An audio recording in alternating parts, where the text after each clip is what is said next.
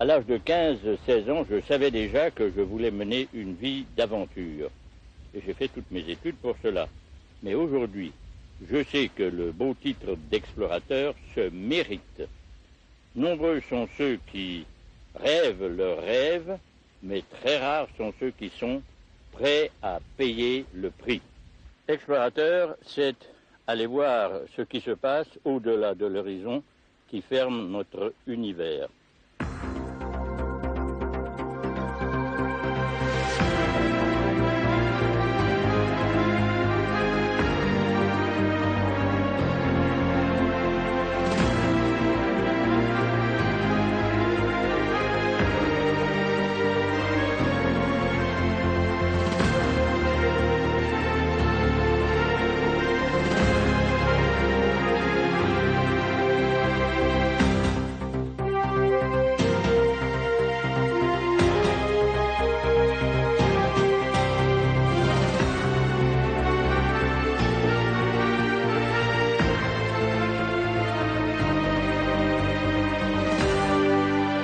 En 1980, Gérald Dudouillet, après 6 jours dans la mer des Célèbes, arriva chez les Badjao, les gitans de la mer.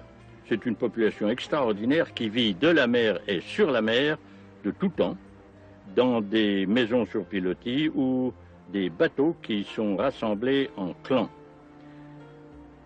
Autrefois, ils jetaient les nouveau-nés à la mer, une sorte de sélection naturelle pour ne garder que les plus résistants.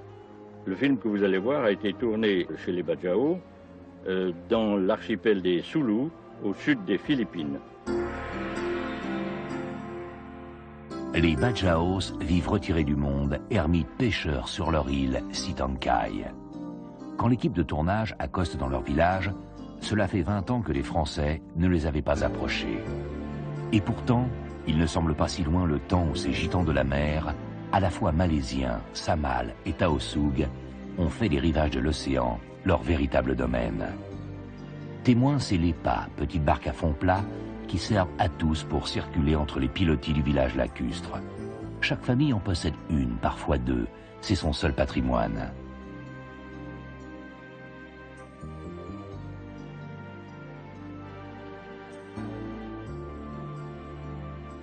Dès leur plus jeune âge, les enfants Badjaos, comme d'autres enfants avant eux, apprennent à manier le lépa, un apprentissage rapide et qui se fait naturellement. Il n'existe pas d'autre moyen de transport dans le village.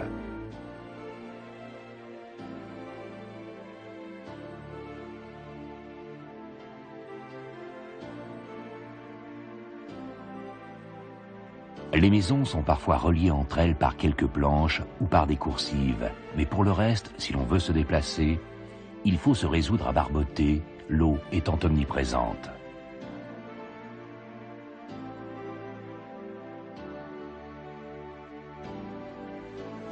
De mémoire de Badjao, leurs maisons ont toujours été soutenues par des pilotis.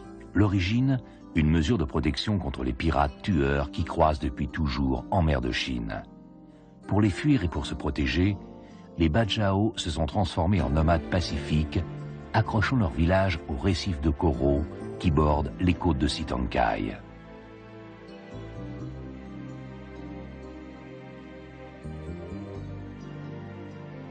Leur vie épouse les rythmes de la nature qui les abrite, ceux des tâches quotidiennes et des marées, ceux des courants et des migrations saisonnières des bancs de poissons.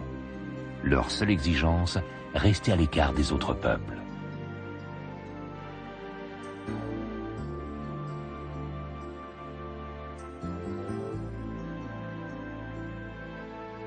L'islam a tout de même réussi à pénétrer dans les villages Badjaos. Ils sont de plus en plus nombreux à se convertir. Éparpillés au sud des Philippines, des îles Sulus aux côtes de Bornéo, en Indonésie, ils forment néanmoins un même peuple qui s'exprime en samal, un dialecte, presque un patois, qu'ils sont pratiquement les derniers à comprendre.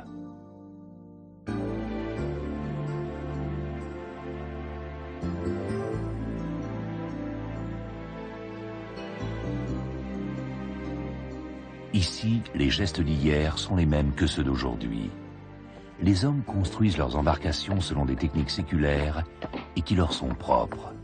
Un art traditionnel totalement artisanal et dont le secret est jalousement gardé. Leurs outils n'ont en rien cédé à la modernisation. Machettes et massues sont leurs instruments de prédilection, elles-mêmes faites à la main. Ils n'importent rien, surtout pas la matière première, le bois de leurs bateaux et celui des grands arbres de l'île.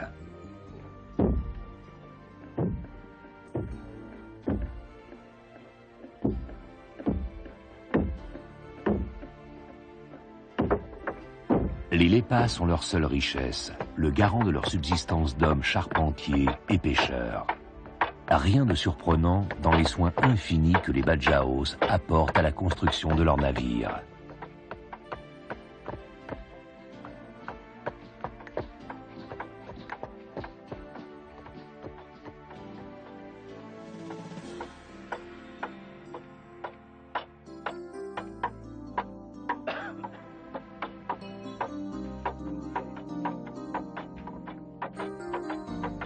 Artistes en la matière, ils poussent même le raffinement jusqu'à orner la proue du lépa de quelques fioritures à la fois sobres et élégantes.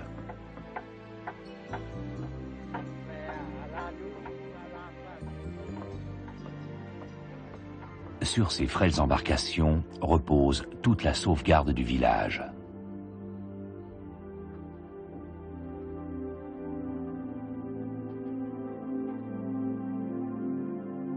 Sans elle, pas de nourriture, pas de commerce, pas d'autonomie, pas d'avenir.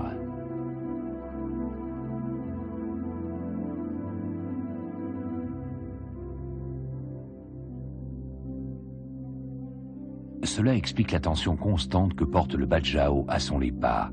Il l'entretient avec soin et régulièrement, à l'aide d'une poignée de branches de palmier, il purifie ses flancs de tout le sel, des algues et des parasites qui ont pu s'incruster dans la coque. Pour cela, il met son bâton en cale sèche et laisse la flamme brûler les impuretés sur toute la surface de la coque.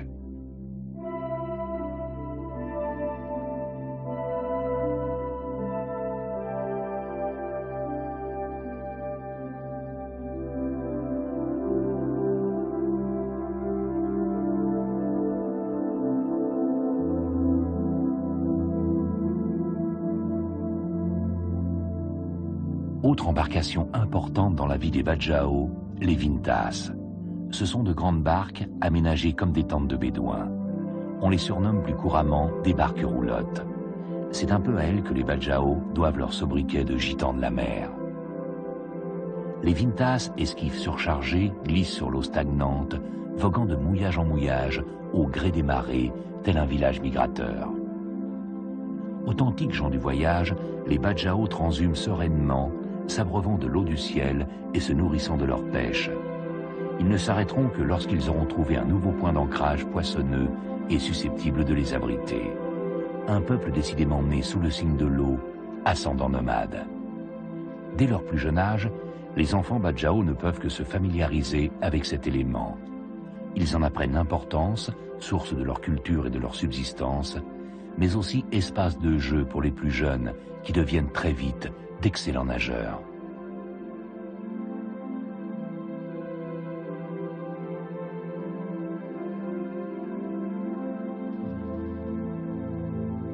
En fait, les Badjao ne retournent sur la terre ferme qu'en une seule occasion, celle de leur mort.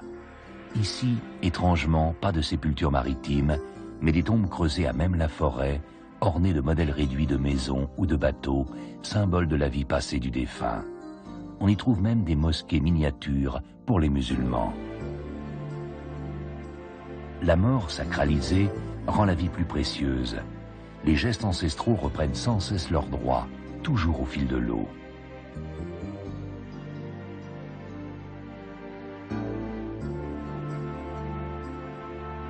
Comme par le passé, hommes et femmes participent à l'activité principale des Badjao, la pêche. Pendant que les hommes lancent le filet, les femmes, elles, affolent la proie en frappant les coques des bateaux à coups de bouts de bois. Des pêches hélas de plus en plus maigres. Les mers des Philippines, comme celles de l'Indonésie, sont de plus en plus surexploitées et polluées. Les barracudas se font de plus en plus rares, et bien souvent, les filets n'attrapent plus guère que de petits poissons, tels que des rougets ou des perroquets.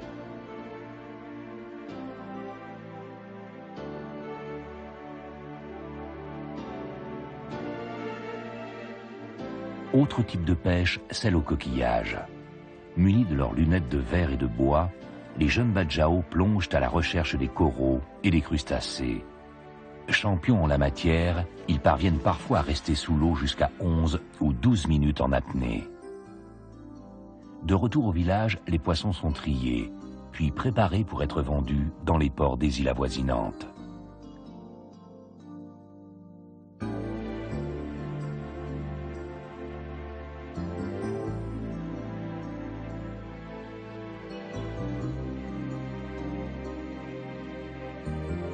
Les coquillages aussi sont apprêtés. Ils sont transformés en colliers, bijoux de tout genre, voire en bénitiers pour les plus gros. Un artisanat et un mode de vie menacés de disparition. Aujourd'hui, les bajau ne sont plus que 30 000. Beaucoup ont déjà été engloutis par la civilisation, clochards des villes ou soldats des Philippins. Leur isolement reste leur dernière protection. Il y a 45 ans, le jeune Georges Bourdelon décida de devenir cinéaste de façon à avoir une vie d'aventure. Au cours de ces 45 années, il a tourné plus d'une centaine de films documentaires, certains avec des aventuriers célèbres comme Louis Weiss ou Pierre Pfeffer. En 1956, un groupe du Muséum d'histoire naturelle, composé de Pierre Pfeffer du Muséum, de Guy Piazzini, ethnologue, et de Georges Bourdelon, se rendit en Indonésie pour tourner un animal extraordinaire, unique au monde, le varan géant de Komodo. Au cœur du détroit qui sépare Sumbawa et Flores, s'étend Komodo, l'une des plus petites îles de la sonde. Elle est l'unique abri de l'un des plus grands sauriens du monde. Ce varan géant, que les indigènes appellent Ora, est un proche parent des dinosaures qui peuplaient notre planète il y a 100 millions d'années.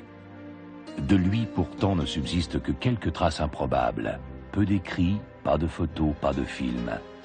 Une aubaine pour Guy Pfeiffer, qui le rencontre pour la première fois dans les années 30, dans un petit livre d'écolier.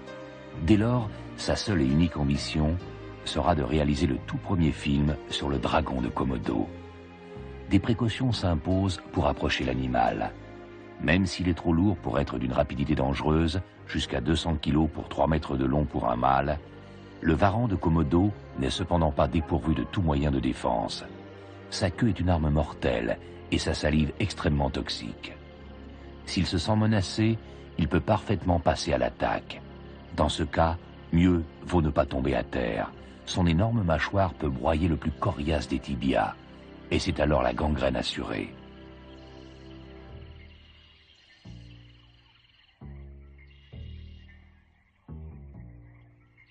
S'il est un carnivore, le dragon de Komodo n'est cependant pas un prédateur. Ce gros lézard est en fait un charognard qui ne se nourrit que de proies déjà mortes, des gazelles, des porcs sauvages ou encore des buffles d'eau. Nos 3 zoologues l'ont bien compris. Ils auront d'ailleurs recours à de nombreuses carcasses au cours de leurs quelques mois de tournage pour attirer ce grand ancêtre sous les feux de leurs projecteurs. Pour chaque observation, ils se construisent un abri, le plus discret possible, usant de leur téléobjectif pour ne pas faire fuir ce miraculé de l'histoire.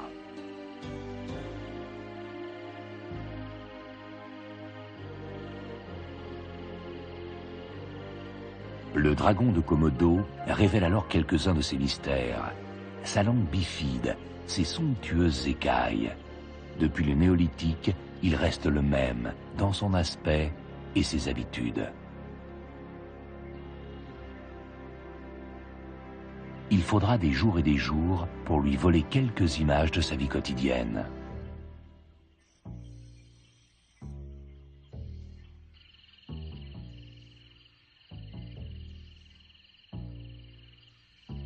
Mais pour pénétrer plus avant dans son intimité, il faut encore se rapprocher. l'un des membres de l'équipe se met alors en chasse pour abattre quelques proies, indispensables pour attirer le varan mythique.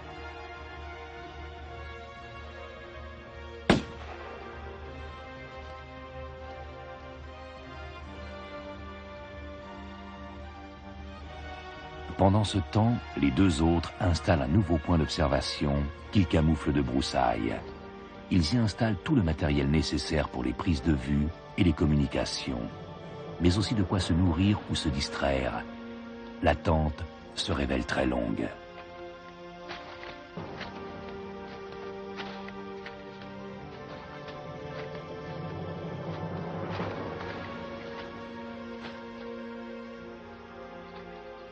Au bout de quelques heures, le dragon daigne enfin pointer le bout de son museau. Sans se presser, il s'approche en se dandinant de la carcasse du buffle. La proie est appétissante, mais la prudence reste de mise. Garde tout de même à l'intrus qui voudrait profiter du festin. Le dragon de Komodo n'est pas prêteur. Le buffle n'est que la première des gourmandises placées sur son chemin. Un chemin qui doit le mener, si tout se passe bien, jusqu'à une cage habilement bâtie par l'équipe. Le piège est simple. Quelques tiges de bambou maintenues par des cordes et des lianes font l'affaire. Tout autour de la cage sont disposés les morceaux de viande. Un parcours qui doit mener la bête à un mets de choix. Un petit singe mort.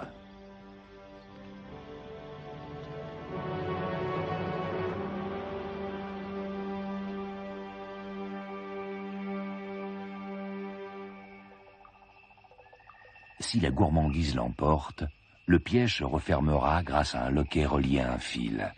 Tiré depuis l'abri des observateurs, il libérera la porte de la cage. Tout est désormais en place, et l'attente reprend. Le but n'est pas de capturer l'animal, mais de l'observer de plus près et de noter ses réactions. Quand le dragon paraît, la tension monte dans la cahute d'herbe sèche. Les appareils photos, les caméras sont prises d'assaut. On se tient prêt à mitrailler ce grand moment de l'histoire. L'exaltation est à son comble.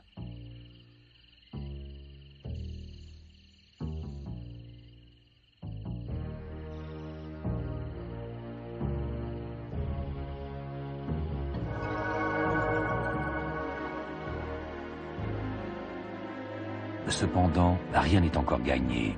Le varan est un animal prudent et il prend son temps, comme à l'écoute de tout bruit suspect entre deux bouchées de viande. Il n'hésite pas non plus à se servir de son odorat. Quelque chose semble le déranger.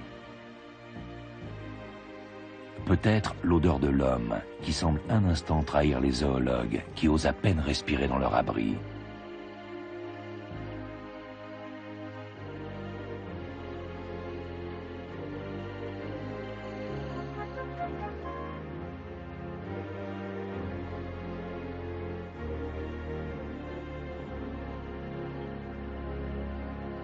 Mais finalement, l'appel du ventre est le plus fort. Reste maintenant à trouver le plus court chemin jusqu'à la friandise.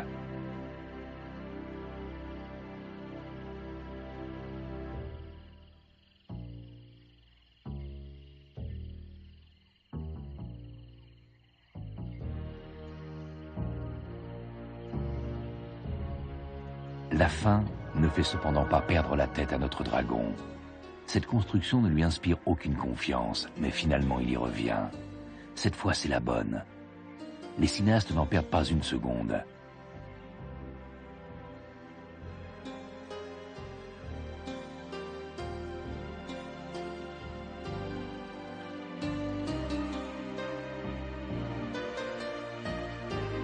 Ils en oublient presque d'actionner le mécanisme de fermeture de la cage.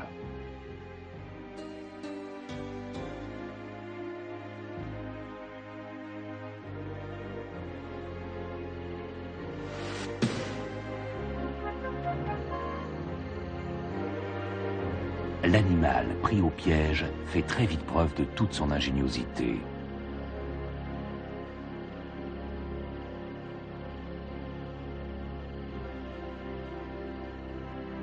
Seul son ventre de gourmand impénitent l'empêche de s'échapper. Pas pour longtemps.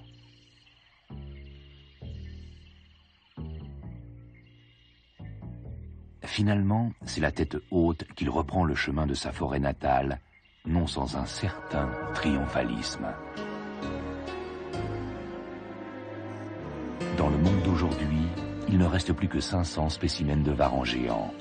Il y a quelques années, pour les protéger, le gouvernement indonésien a transformé l'île en un superbe parc national. Mais la menace subsiste. Le principal danger provient des braconniers, mais aussi des chiens sauvages qui dévorent leurs œufs. Menacés de disparition d'ici l'an 2000, les dragons de Komodo n'existeront peut-être plus. Les Sakudai, qui s'appellent eux-mêmes les hommes-fleurs, sont une tribu d'Indonésie. Ce qui est très intéressant de noter, c'est que les Sakudai ont réussi à maintenir leur tradition alors que les Indonésiens cherchent à leur imposer leur propre civilisation.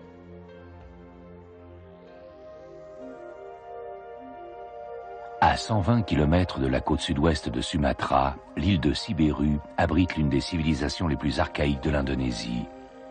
Malgré l'exploitation de plus en plus dévastatrice de leurs forêts, malgré les routes que l'on y trace, les Sakudai, comme leurs frères d'Amazonie, font tout pour préserver leurs coutumes et leur mode de vie.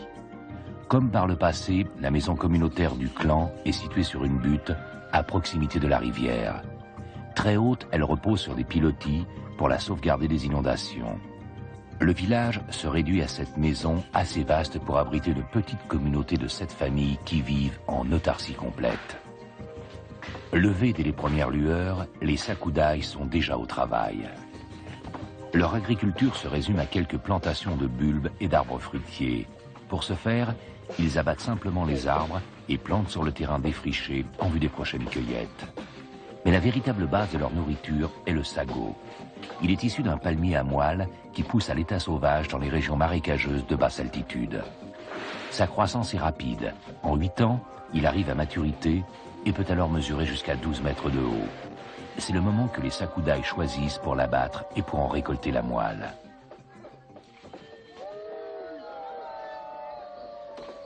Le sago est considéré comme la plante qui produit le plus pour un minimum de travail. Sa farine est très riche, plus nutritive encore que le riz, qui contient moins de calories.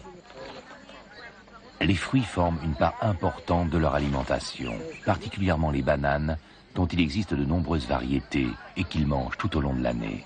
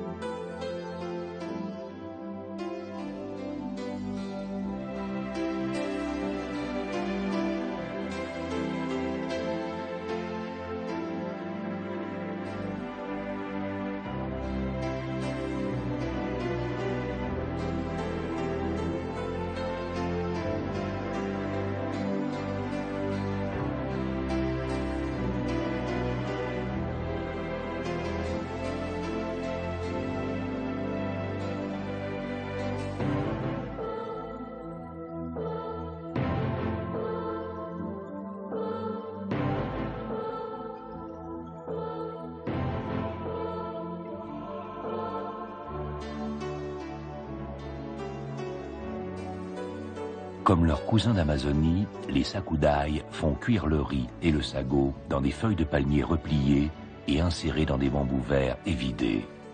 Le tout est rempli d'eau et exposé au feu. Quand l'eau est évaporée, il ne reste plus qu'à déguster, la nourriture étant librement partagée entre les familles.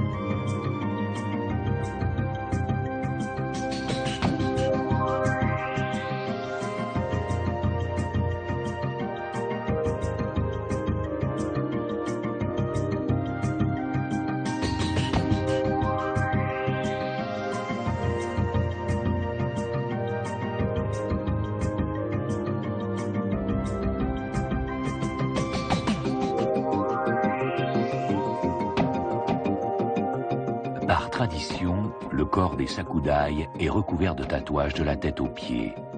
Une version artisanale de la méthode employée dans nos villes, certainement douloureuse, mais qu'hommes et femmes endurent sans broncher.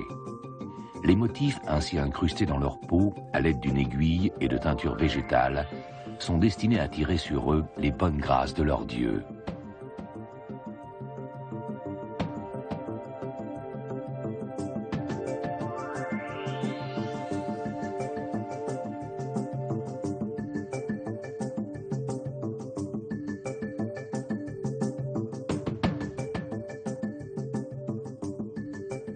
Même si leur isolement volontaire au cœur de la forêt leur confère une réputation d'irréductible aux yeux du gouvernement indonésien, il faut bien parfois se résoudre à côtoyer la civilisation. De temps en temps, les Sakudai se rendent sur la côte ouest à une journée de pirogue jusqu'à l'étal d'un commerçant indonésien. Ils y troquent des noix de coco ou du rotin contre du tabac dont ils sont particulièrement friands, des briquets, du pétrole et des machettes. Pour le reste, les Sakudai se suffisent à eux-mêmes. Élevage, culture, cueillette et pêche constituent la base de leurs tâches quotidiennes.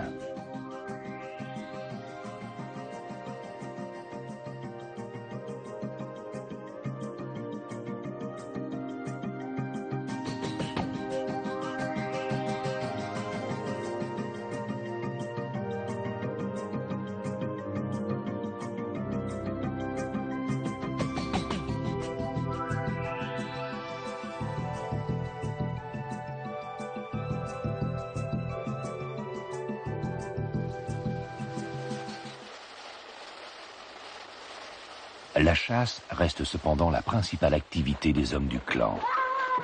Tous les animaux sont chassés à l'aide d'arcs et de flèches. Celles-ci sont enduites d'un poison, l'omaï, qui est fait à partir de racines, d'écorces et de piments rouges.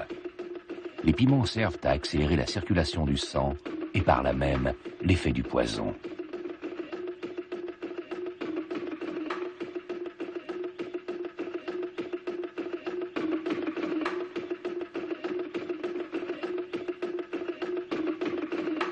Les singes sont le gibier préféré des Sakudai, mais ils chassent aussi les porcs et les ruminants sauvages qui pullulent encore dans la forêt.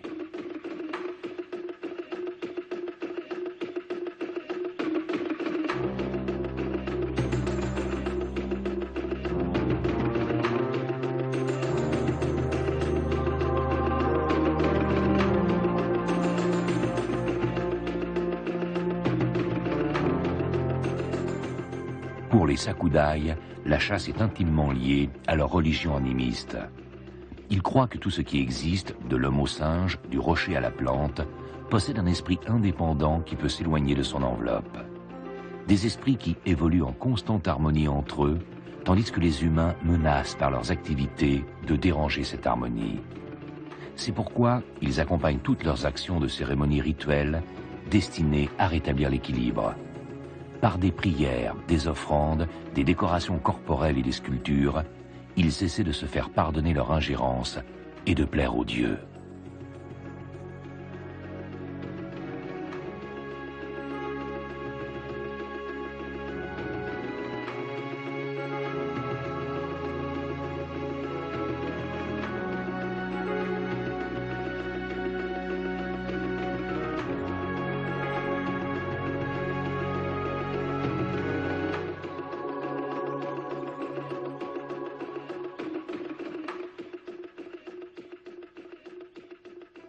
Jean-Pierre Dutilleux est aujourd'hui l'un des grands défenseurs des Indiens d'Amazonie, comme l'ont été avant lui les frères Villaboas. C'est aussi un excellent cinéaste. Il a réussi le scoop de filmer ces cérémonies extraordinaires qui sont probablement à l'origine de la légende des Amazones. Les Amazones, ces femmes guerrières. Le film a été tourné chez les Indiens Kamaura en Amazonie brésilienne.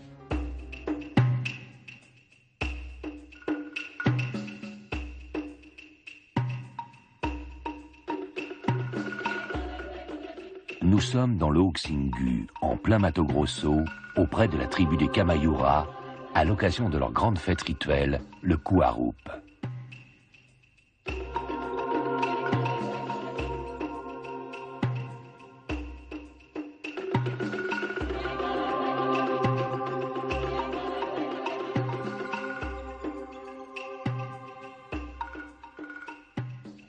Plusieurs tribus venues de très loin dans la forêt ont répondu à l'appel des Kamayura pour célébrer ensemble la fête des morts. Une cérémonie au cours de laquelle les femmes jouent un grand rôle. Dans la société Kamayura, les femmes ne sont pas des esclaves, mais des membres à part entière de la tribu, faisant bien souvent preuve d'autant de courage que les hommes. Dès l'aube suivant leur arrivée, tous se préparent à reprendre les festivités et à se remettre à danser.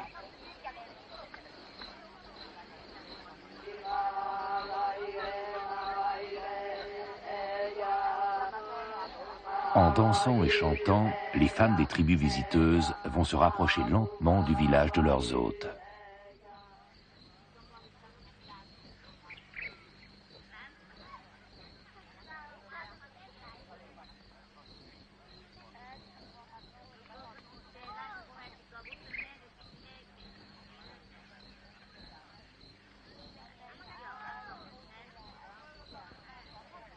Très lentement, elles finiront par se joindre et se souder en une même cohorte de danseuses, relatant la légende de leurs ancêtres, les femmes amazones. Une danse lente et monotone, rythmée par le son monocorde de 2 trompes géantes qui bercent leur valse hésitation. C'est le Kuarup. Parmi elles, des jeunes filles à la peau laiteuse. Arrivées à l'âge de la puberté, elles sont restées cloîtrées dans la hutte de leurs parents, le temps pour elles de se préparer à endosser les responsabilités qui incombent aux femmes. Le Kuarup marque leur entrée dans la tribu en tant que nouveaux membres. Elles prennent la place des disparus.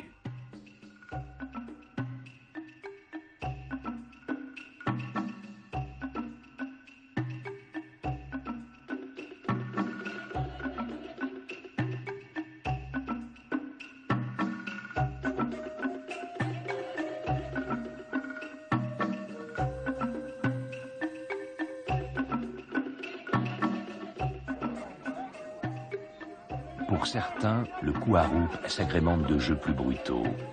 Les femmes s'affrontent telles des catcheuses échevelées. Comme leurs ancêtres amazones, guerrières impitoyables, elles font montre d'une belle énergie et d'une détermination farouche. Preuve, s'il en est, que leur légende n'est peut-être pas aussi fantasmatique qu'il y paraît.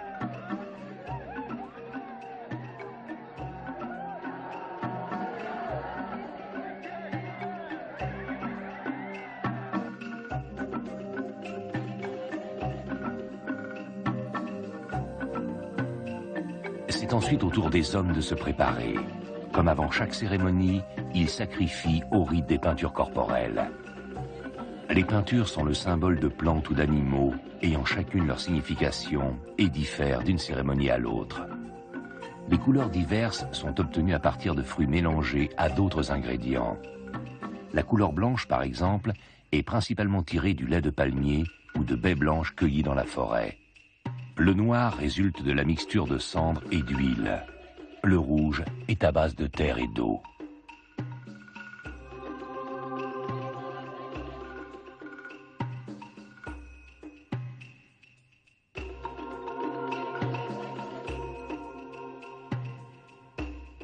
Commencent alors les danses des hommes, préliminaires au Uka-Uka.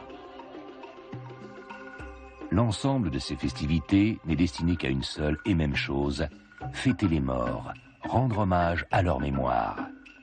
Il y a toujours une possibilité pour que les disparus reviennent à la vie. Une perspective qui effraie les tribus, elles ne veulent pas vivre au milieu des esprits, et c'est pour mieux les libérer qu'en un dernier hommage, une fête leur est consacrée. Des coutumes dont le maintien assure une bonne cohésion au sein de la tribu, de bonnes relations intertribales, ainsi que l'apprentissage des jeunes des coutumes qui font leur culture.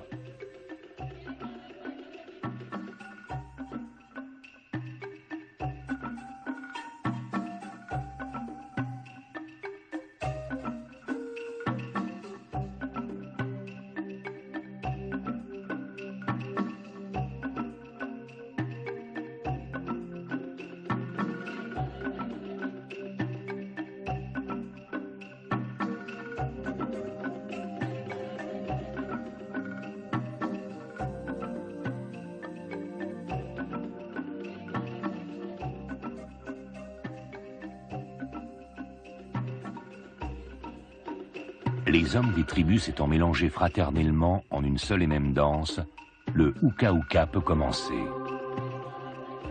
Les champions des différentes tribus s'affrontent par deux jusqu'à la victoire finale du grand champion. Certains auront à affronter jusqu'à 25 adversaires dans la journée. Des combats musclés, ils s'empoignent le corps huilé et glissant pour corser l'affaire. Un combattant est éliminé quand son adversaire réussit à lui faire toucher le sol de ses épaules.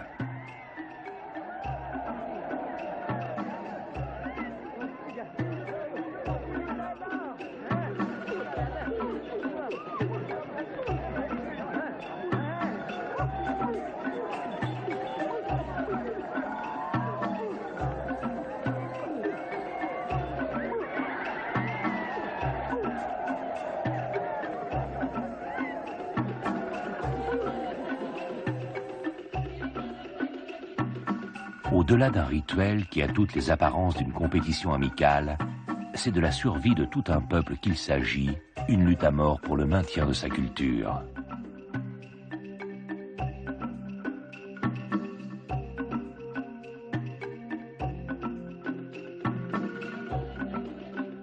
Une empoignade mortelle entre un peuple fort de ses traditions et une civilisation insolente de jeunesse, impétueuse et destructrice, armée de technologie et venue d'un autre monde.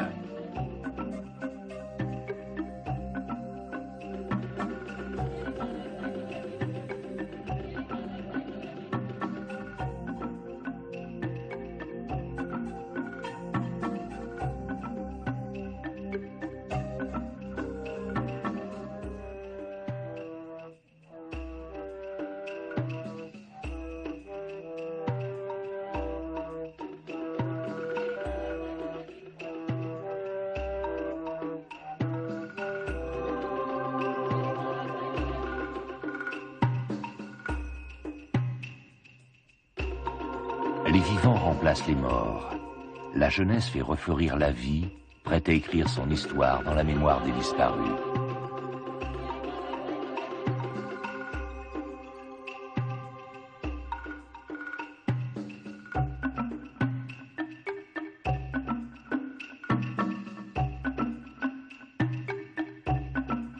Les Indians ont cependant la sagesse de ne pas vivre éternellement dans le passé.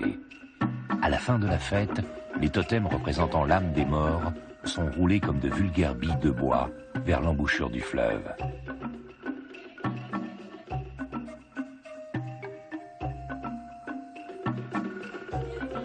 Désormais, ils n'existent plus. Leur esprit s'est envolé dans le ciel, vers l'est, là où le soleil se lève.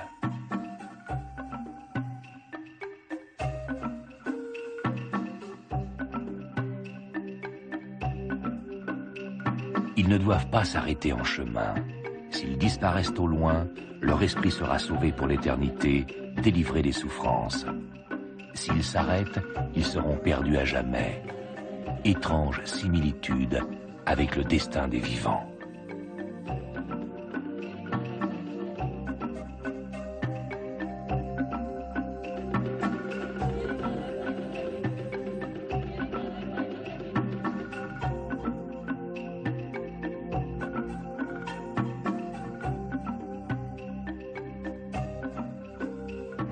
Les premières tribus que Jean-Pierre Dutilleux a rencontrées en 1975 sont les Asmat de Nouvelle-Guinée. Les Asmat sont réputés parmi les explorateurs et les ethnologues pour leurs extraordinaires dons artistiques, en particulier leurs énormes totems de bois qui représentent leurs morts. Cette tribu est probablement aujourd'hui encore cannibale. L'explorateur américain Michael Rockefeller, dont Dutilleux a retrouvé les vertèbres, a probablement été sacrifié au cours d'une cérémonie rituelle. Les Asmat sont une tribu Aranjayat, c'est-à-dire de la Nouvelle-Guinée indonésienne.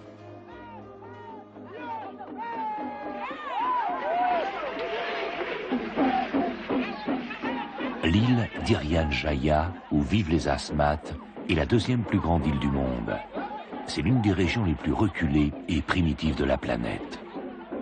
Une multitude de tribus, aux origines obscures, y habitent depuis plus de 40 000 ans. Peau sombre, cheveux crépus, les asthmates semblent étroitement apparentés aux aborigènes d'Australie. À peine sortis de l'âge de la pierre, les asthmates, au passé brutal, ont de quoi effrayer tout étranger, même s'il est un explorateur. Les asthmates sont avant tout réputés pour leur talent de grands sculpteurs. Poteaux totémiques, statues phalliques, boucliers, masques ou canoës de guerre. Un art qui exulte au cours de cette cérémonie dédiée à leurs héros morts. Des totems sont façonnés des semaines durant à l'image des disparus, avec tous leurs détails distinctifs. Tatouages, cicatrices, formes de lèvres ou même dentitions particulières. La ressemblance doit être frappante de vérité.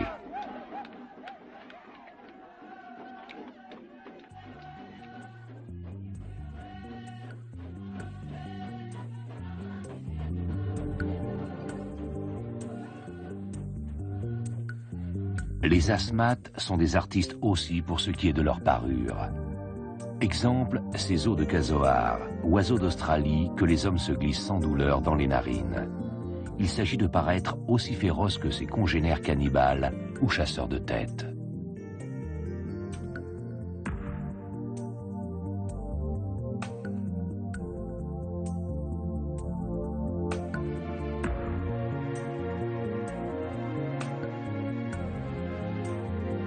Autre type de parure, moins impressionnante mais tout aussi décorative, les feuilles tressées, les plumes de perroquet et les fourrures de marsupiaux.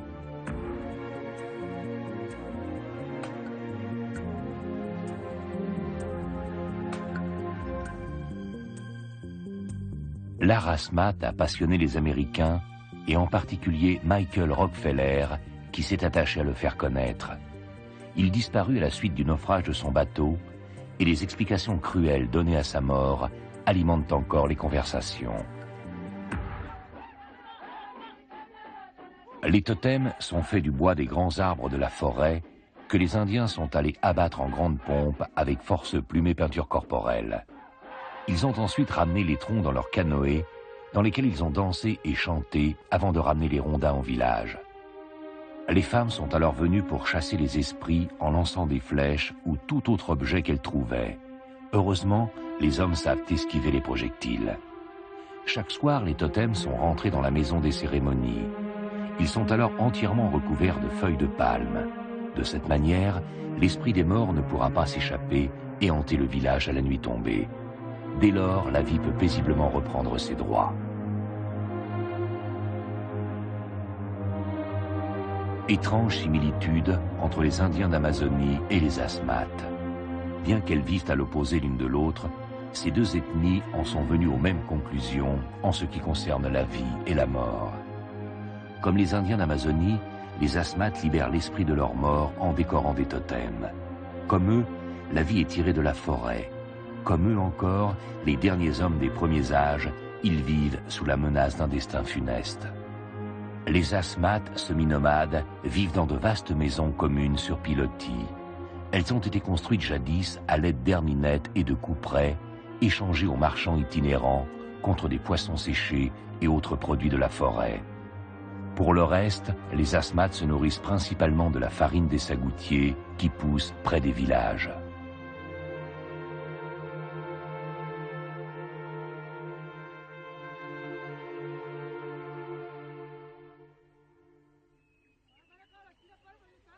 Après 6 semaines passées à les sculpter, les totems ont enfin vécu leur dernière nuit à l'abri de la maison des cérémonies. Le jour final est un jour de grande tension, c'est celui de l'exorcisme. Si les esprits ne sont pas totalement libérés, ils erreront pour toujours dans le village et tourmenteront les vivants. Dans la longue maison des hommes, les dernières touches de peinture ou de décoration sont exécutées avec une concentration empreinte de nervosité.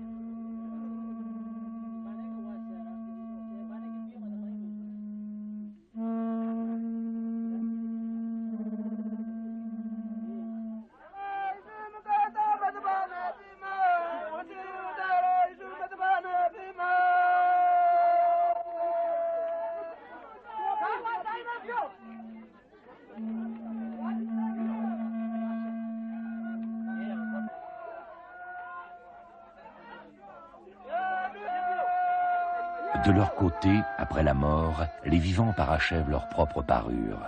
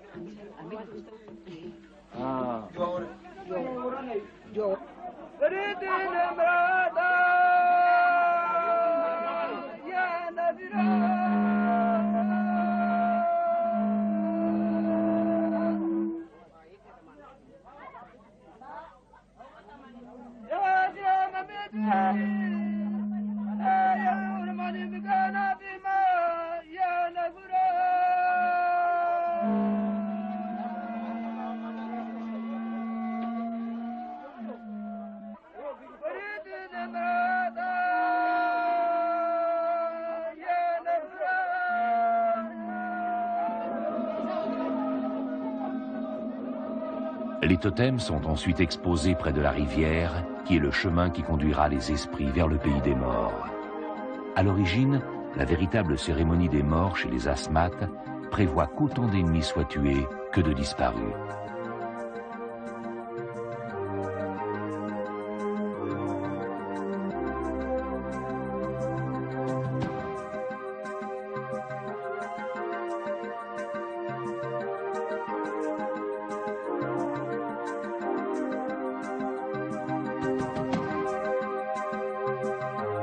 Aujourd'hui, pas de sacrifice de ce genre.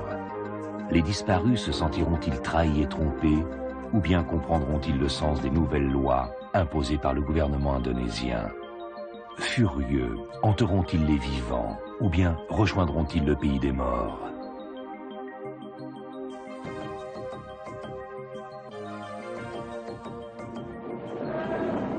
Un orage éclate.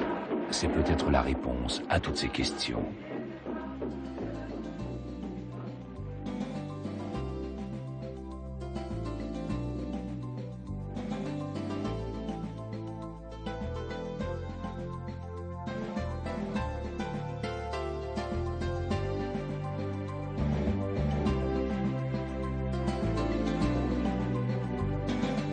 Depuis 1969, le gouvernement indonésien et l'UNESCO ont mis sur pied un projet visant à perpétuer la tradition de l'artisanat asmate. C'est le seul avenir ouvert aux enfants asmates aujourd'hui. Dans cette région, pas de pierre, pas de minerais exploités, pas de culture possible. Rien que la forêt et une mosaïque de cours d'eau.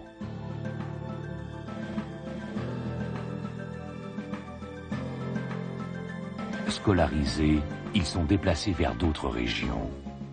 Déracinés, réduits au nombre de 5 à 600, ils oublient peu à peu leurs coutumes et leurs talents.